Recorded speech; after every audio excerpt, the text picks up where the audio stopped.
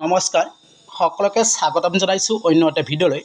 আজি আমি আলোচনা কৰিম 29 ছেপ্টেম্বৰত হ'বলগীয়া গ্ৰেড 3 গ্ৰেজুৱেট লেভেল পৰীক্ষাৰ মাৰাথন 50টা জিকে এই ভিডিঅ'টোত আলোচনা কৰিম। আটাইতকৈ গুৰুত্বপূৰ্ণ ভিডিঅ' হয়, গতিকে আপোনালোকে ভিডিঅ'টো চাব। পলমকৈ ভিডিঅ'টো আৰম্ভ কৰিছোঁ। Question number 1, who was the founder of Bhauma dynasty? Bhauma বংশৰ প্ৰতিষ্ঠাপক কোন আছিল? ইয়াৰ শুদ্ধ উত্তৰটো হ'ব অপশ্যন চি, নৰকাসুৰ। নৰকাসুৰ আছিল ভৈম বা অসুৰ বংশৰ প্ৰতিষ্ঠাপক। আৰু মহিৰংগ দানৱ আছিল প্ৰাগজ্যোতিষপুৰত দানৱ বংশ প্ৰতিষ্ঠা কৰিছিল। Question number 2, which of the following is the longest bridge in India? নিম্নলিখিত কোনখন দলং ভাৰতৰ আটাইতকৈ দীঘল দলং? ইয়াৰ শুদ্ধ উত্তৰটো হ'ব অপশ্যন বি, ধলা শদিয়া দলং। ভাৰতৰ আটাইতকৈ দীঘল দলং ধলা শদিয়া দলং আৰু ই 9.15 কিলোমিটাৰ দৈৰ্ঘ্যৰ হয়, যাক আমি ভূপেন হাজৰিকা সেতু বুলি জানো। আৰু ই অসম আৰু অৰুণাচল প্ৰদেশক সংযোগ কৰি আছে। আৰু ব্ৰহ্মপুত্ৰৰ ওপৰত প্ৰথমখন দলং হৈছে শৰাইঘাট দলং।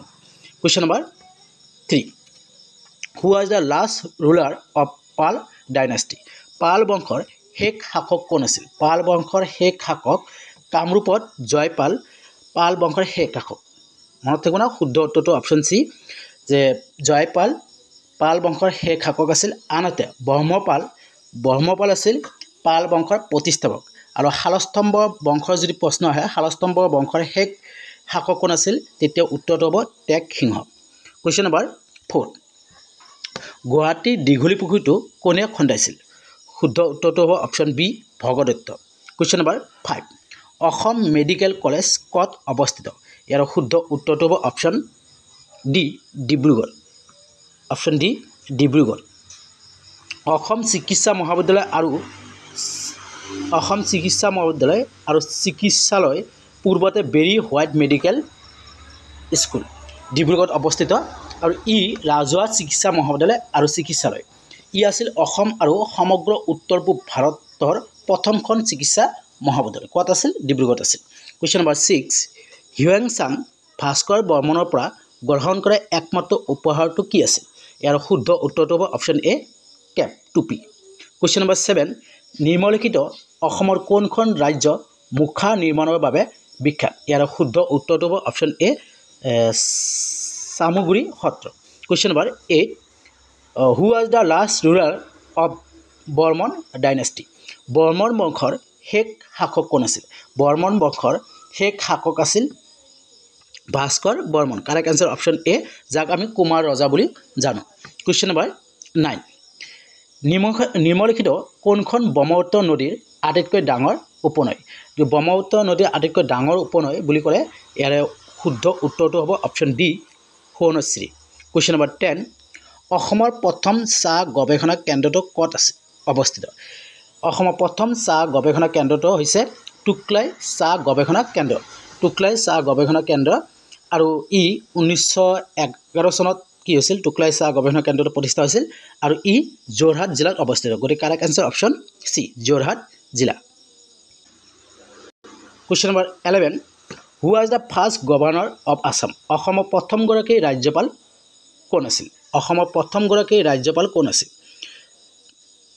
ইয়াৰ শুদ্ধ উত্তৰটো হ'ব অপশ্যন বি, চৈয়দ আকবৰ হাইদৰি। চৈয়দ আকবৰ হাইদৰি অসমৰ প্ৰথম ৰাজ্যপাল হোৱাৰ বিপৰীতে বিষ্ণুৰাম মেধি মাদ্ৰাজ ৰাজ্যৰ প্ৰথম অসমীয়া ৰাজ্যপাল আছিল। এই দুটা মনত ৰাখিব। বিষ্ণুৰাম মেধি কি আছিল? মাদ্ৰাজ ৰাজ্যৰ প্ৰথম অসমীয়া ৰাজ্যপাল আছিল। আৰু চৈয়দ আকবৰ হাইদৰি আছিল অসমৰ প্ৰথম ৰাজ্যপাল। কুৱেশ্যন নম্বৰ 12, নিম্নলিখিত কোনগৰাকী শোণিতপুৰ ৰজা নৰকাসুৰৰ সমসাময়িক আছিল? নৰকাসুৰৰ সমসাময়িক আছিল। ইয়াৰ শুদ্ধ উত্তৰটো হ'ব শোণিতপুৰৰ নৰকাসুৰৰ সমসাময়িক আছিল বান ৰজা। আৰু উষা আছিল তেওঁৰ কন্যা, যিয়ে শ্ৰীকৃষ্ণৰ নাতি অনিৰুদ্ধৰ লগত বিয়া হৈছিল। কুৱেশ্যন নম্বৰ 13, ভাস্কৰ বৰ্মনৰ সময়ত কামৰূপত অহা চীনা পৰিব্ৰাজকগৰাকী কোন? ইয়াৰ শুদ্ধ উত্তৰটো হ'ব অপশ্যন চি, হিউৱেন-চাং। আৰু হিউৱেন-চাং বিৱৰণী দি এটা মনত ৰাখিব CU কি এখন কিতাপ লিখিছিল কিন্তু ভাস্কৰ বৰ্মনৰ সময়ত কামৰূপত অহা চীনা পৰিব্ৰাজকগৰাকী আছিল অপশ্যন চি হিউয়েন-চাং আৰু হিউয়েন-চাঙে এখন কিতাপ লিখিছিল সেই কিতাপখন মনত ৰাখিবা CU কি ইয়াত প্ৰশ্নটো দিছোঁ মই কুৱেশ্যন নম্বৰ 14 CU কি গ্ৰন্থখন লেখক কোন আছিল ইয়াৰ শুদ্ধ উত্তৰটো হ'ব অপশ্যন চি হিউয়েন-চাং কুৱেশ্যন নম্বৰ 15 অসমৰ প্ৰথম প্ৰধানমন্ত্ৰী কোন আছিল অসমৰ প্ৰথম প্ৰধানমন্ত্ৰী কোন হু was the first prime minister of Assam অসমৰ প্ৰথম প্ৰধানমন্ত্ৰী অসমৰ বুলি নহয় অসমৰ প্ৰথম মুখ্যমন্ত্ৰী হ'ব এইটো অসমৰ প্ৰথম মুখ্যমন্ত্ৰী কোন আছিল এনেকুৱা হ'ব প্ৰশ্নটো অলপ কি হৈছে ভুল হৈছে সৈয়দ মহম্মদ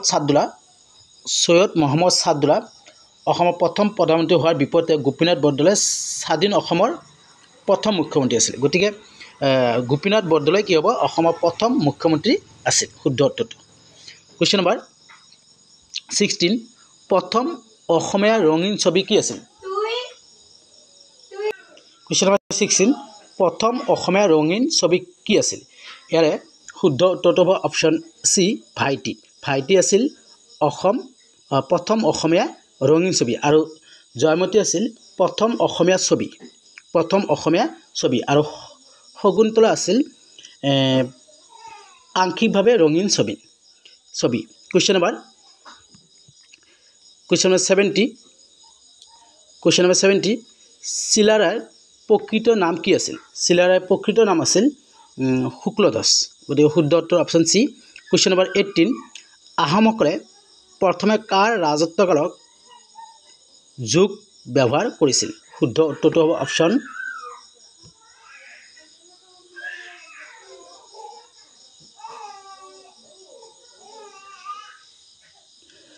ইয়াৰে এটা মানে কুৱেশ্যন নম্বৰ 17 এটা মনত শুক্লধ্বজৰ যেটো আছিল চিলাৰৰ প্ৰকৃত নাম আৰু মল্লদেৱ আছিল নৰনাৰায়ণৰ প্ৰকৃত নাম ইয়াত মল্লদেৱ বুলি এটা অপশ্যন আছে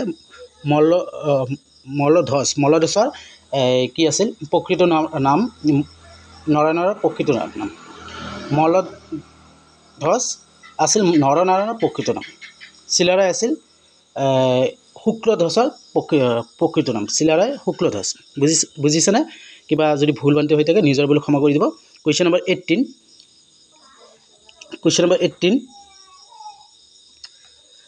আহোমসকলে প্ৰথমে কাৰ ৰাজত্বকালত যোগ ব্যৱহাৰ কৰিছিল ইয়াৰ শুদ্ধ উত্তৰটো হ'ব অপশ্যন ডি চুহুংমুং আৰু চুহুংমুঙক দিহিঙীয়া ৰজা বুলি জনা যায় question number 19 Indian civil service পৰীক্ষাত উত্তীৰ্ণ হোৱা অসমৰ প্ৰথমগৰাকী ব্যক্তি কোন আছিল ইয়াৰ শুদ্ধ উত্তৰটো হ'ব option B Anandaram Baruah question number 20 কোন দুখন নগৰৰ মাজত নৰনাৰায়ণ সেতু অৱস্থিত কোন দুখন নগৰৰ মাজত নৰনাৰায়ণ সেতু অৱস্থিত ইয়াৰ শুদ্ধ উত্তৰটো হ'ব অপশ্যন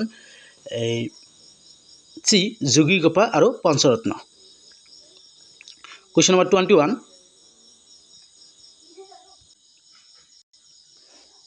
21 অসমৰ প্ৰথমটো আধুনিক ৰংগমঞ্চ বাণ থিয়েটাৰ কোন ঠাইত অৱস্থিত ইয়াৰ শুদ্ধ উত্তৰটো হ'ব অপশ্যন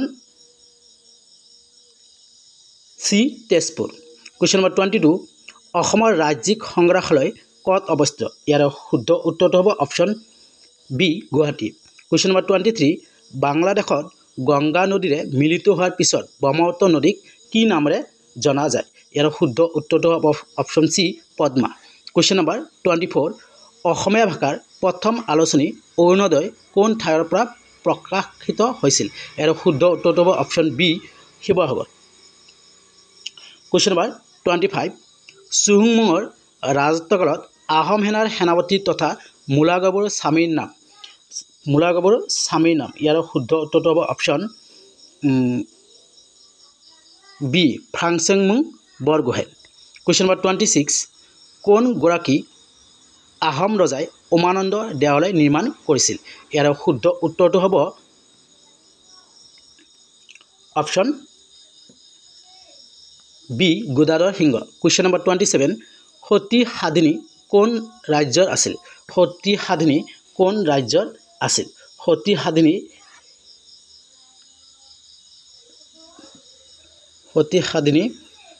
চুতীয়া শুদ্ধ উত্তৰটো হ'ব option D Chutia question number 28 হিয়ংচাঙে উল্লেখ কৰা অনুসৰি কামৰূপৰ পৰিধি কিমান আছিল হিয়ংচাঙে উল্লেখ কৰা অনুসৰি কামৰূপৰ পৰিধি কিমান আছিল ইয়াৰ শুদ্ধ উত্তৰটো হ'ব option C 1700 miles question number 29 তলৰ কোনজন ৰজাই মহাৰজাধিৰাজ উপাধি গ্ৰহণ কৰিছিল ইয়াৰ শুদ্ধ উত্তৰটো হ'ব অপশ্যন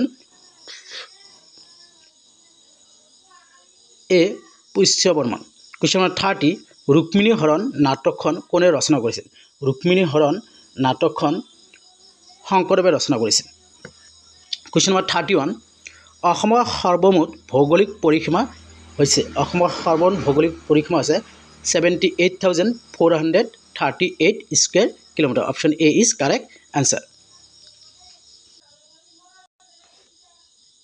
কুৱেশ্যন নম্বৰ 32 অসমৰ কোনটো অক্ষাংশ অৱস্থিত ইয়াৰে শুদ্ধ উত্তৰটো হ'ব অপশ্যন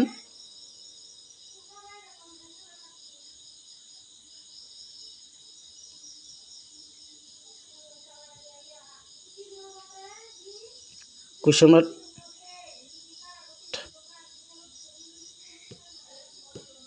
32 ইয়াৰে চাৰিটা অপশ্যন আছে কোনটো শুদ্ধ হয় আপোনালোকে কমেণ্ট কৰি জনাব কুৱেশ্যন নম্বৰ 33 কুৱেশ্যন নম্বৰ 30 অসমে নিজৰ সীমা দেশখন দেশৰ লগত ভাগ বতৰা কৰে অসমে নিজৰ সীমা দেশখন ৰাজ্যৰ সৈতে ভাগ বতৰা কৰে ইয়াৰ শুদ্ধ উত্তৰ কোনটো হ'ব আপোনালোকে কমেণ্ট বক্সত কমেণ্ট কৰি জনাব 1672 কোনটো হয় আপোনালোকে কমেণ্ট কৰি জনাব কুৱেশ্যন নম্বৰ 34 অসমৰ চাৰিসীমাৰ উত্তৰ ফালে আছে অসমৰ চাৰিসীমাৰ উত্তৰ ফালে ভূটান অৰুণাচল আছে Bhutan and Arunachal option B is correct answer question number 35 অসমৰ কোনখন জিলাই সৰ্বাধিক আন্তঃৰাষ্ট্ৰীয় সীমা ভাগ বতৰা কৰে সৰ্বাধিক আন্তঃৰাষ্ট্ৰীয় সীমা কোনখন জিলা গতিকে ধুবুৰী হ'ব option B is correct answer question number 36 অসমৰ ৰাজ্যিক বৃক্ষ কি অসমৰ ৰাজ্যিক বৃক্ষ হৈছে হলং গছ option B is correct answer question number 37 অসমৰ আটাইতকৈ দীঘল পৰ্বত শ্ৰেণী কোনটো অসমৰ আটাইতকৈ দীঘল পৰ্বত শ্ৰেণী option C Barail hills question number 38 উত্তৰ পূব ভাৰতৰ ৰাজ্যসমূহৰ মাটিকালি অনুসৰি অসমৰ স্থান কিমান উত্তৰ পূব ভাৰতৰ মাটিকালি অনুসৰি অসমৰ স্থান হৈছে ফাৰ্ষ্ট প্ৰথম কুৱেশ্যন নম্বৰ 39 বৈশাগু উৎসৱটো অসমৰ কোনটো জনগোষ্ঠীয়ে পালন কৰে ইয়াৰ শুদ্ধ উত্তৰটো হ'ব option A Bodo question number 40 অসমৰ প্ৰতি বছৰে দেশত অম্বুবাচী মেলা উৎসৱটো পালন কৰা হয় ইয়াৰ শুদ্ধ উত্তৰটো হ'ব ইয়াত প্ৰতি বছৰে নীলাচল পাহাৰত গতিকে ইয়াত অপশ্যন কেইটা ভুল হৈছে ইয়াত নীলাচল পাহাৰ তাৰপিছত চিত্ৰাচল পাহাৰ এনেকৈ হ'ব গতিকে নীলাচল পাহাৰ হ'ব ইয়াৰ শুদ্ধ উত্তৰটো